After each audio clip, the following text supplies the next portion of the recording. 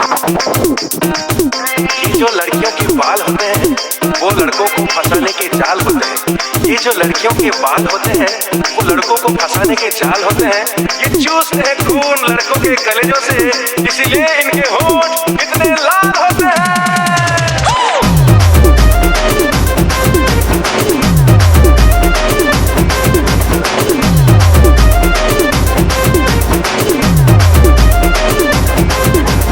रब्बी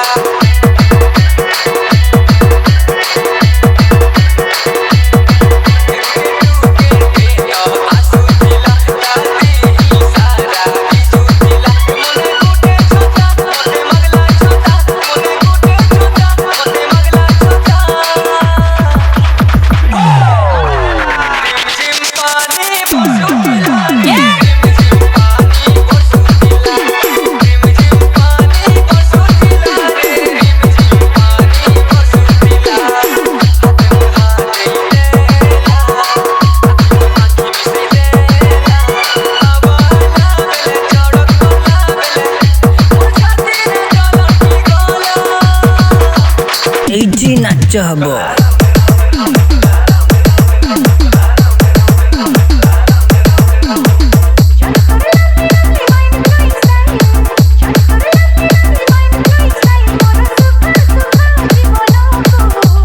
रब्बी भाई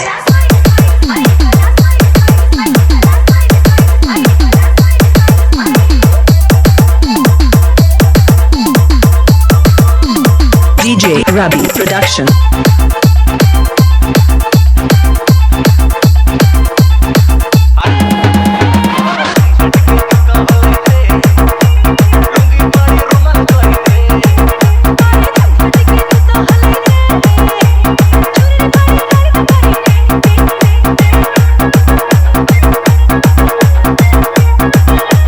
DJ Rabi Production.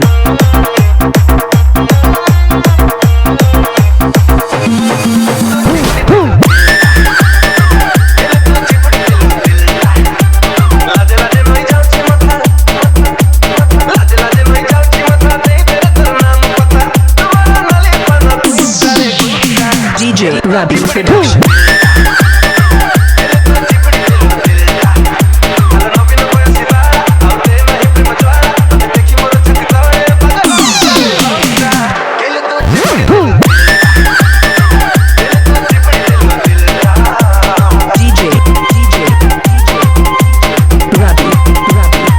भाई बोले तो रब्बी भाई, रब्बी भाई बोले तो